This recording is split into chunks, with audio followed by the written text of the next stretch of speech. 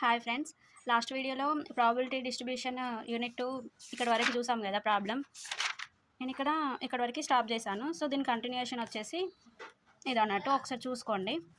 Next ఇవి చూసుకున్న తర్వాత ఇప్పుడు ఫిట్టింగ్ ఇక్కడ క్వశ్చన్ బైనామియల్ డిస్ట్రిబ్యూషన్లో ఫిట్టింగ్ చేయమన్నాడు, కానీ నేను చేయలేదు. సో మర్చిపోయాను, sorry for the inconvenience.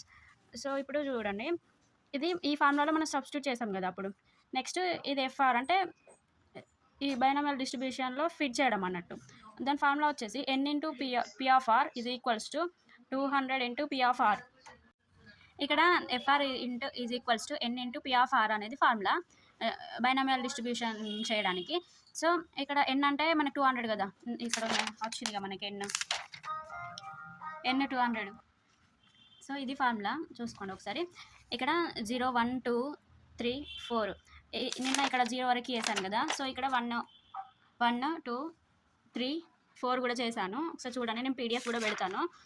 Next అందులో సబ్స్టిట్యూట్ చేసాక వచ్చిన ఆన్సర్ ఇక్కడ ఎంత వచ్చింది, ఇది వచ్చింది కదా, పి ఆఫ్ 0 వచ్చిందాన్నే ఇక్కడ తీసుకున్నాడు అన్నట్టు.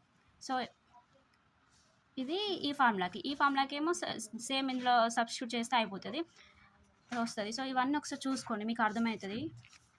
ఇది సెకండ్ యూనిట్ బైనామియల్ డిస్ట్రిబ్యూషన్. ఇది ఓన్లీ బైనామియల్ డిస్ట్రిబ్యూషన్ చూసుకుంటే సరిపోతుంది, మీరు ఎక్కువ స్ట్రెస్ తీసుకోకండి.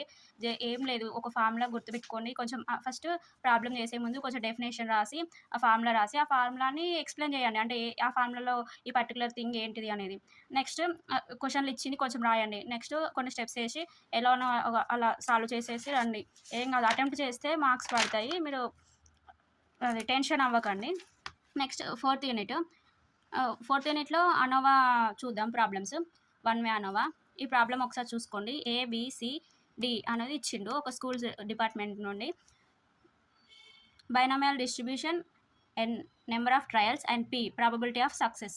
నెంబర్ ఆఫ్ ట్రయల్స్కి ఎంత సక్సెస్ అంటే ట్రయల్స్ చేస్తే మనకు వచ్చే అవుట్కమ్స్ ఏంటి అనేది బైనామియల్ డిస్ట్రిబ్యూషన్ కదా.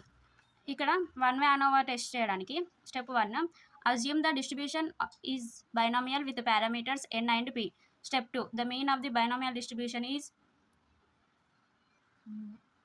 nu is equals to n into p. Step 3, formula. ఈ ఫార్ములా గుర్తుపెట్టుకోండి, main formula sigma xi fi by sigma fi. Next ఈ టేబుల్ చూడండి ఒకసారి. ఈ టేబుల్ చూడండి, నేను పీడిఎఫ్ కూడా పెడతాను, ఒకసారి అబ్జర్వ్ చేయండి, మీకు ఈజీగా అర్థమవుతుంది. ఇప్పుడు ఎక్స్ప్లెనేషన్ ఇచ్చే అంత టైం లేదు. సో స్టెప్స్ కూడా నేను స్టెప్ వైజ్ రాసాను, ఒకసారి అబ్జర్వ్ చేయండి. నెక్స్ట్ ఇక్కడ TSS అనుకున్న తర్వాత SSB.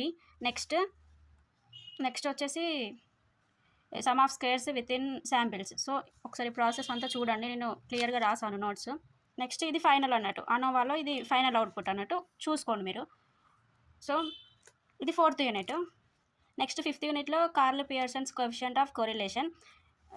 ఇది క్వశ్చన్ సొల్యూషన్ ఒకసారి చదవండి, మీకు ఈజీగా అర్థమవుతుంది. నా ఎక్స్ప్లెనేషన్ కూడా అవసరం లేదు, మీకు ఈ నోట్స్ చూస్తే అర్థమవుతుంది.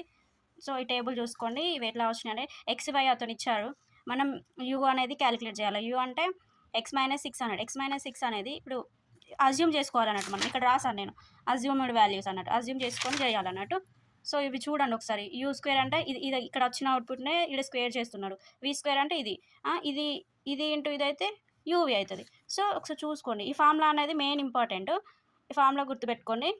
సో ఈ ఫార్ములాలో సబ్స్టిట్యూట్ చేయండి, ఈ వాల్యూస్ ఇక్కడ వచ్చినాయి.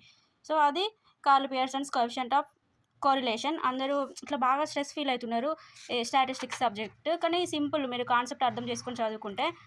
సో మీరు అక్కడికి పోయిన తర్వాత మీకు ఏది గుర్తుంటే అది, ఈ ఫార్ములాస్ కానీ ఈ ప్రాసెస్ ఏదైనా గుర్తుంటే అది రాయండి. నేను పీడిఎఫ్ అప్లోడ్ చేస్తాను. లాస్ట్ మినిట్గా మీరు ఎగ్జామ్ సెంటర్కి ఫోన్ తీసుకెళ్ళండి. అక్కడ ఎగ్జామ్కి పోకముందు బయట ఇంకా హాఫ్ అన్ అవర్ టైం ఉన్నా కూడా ఒకసారి ఈ నోట్స్ అంతా చెక్ చేసుకోండి, మీకు ఒక ఐడియా వస్తుంది, మీరు ఓన్గా కూడా రాయడానికి ఉంటుంది. సో అందరూ పాస్ అవ్వాలని దేవుని కోరుకుంటున్నాను. So thank you guys.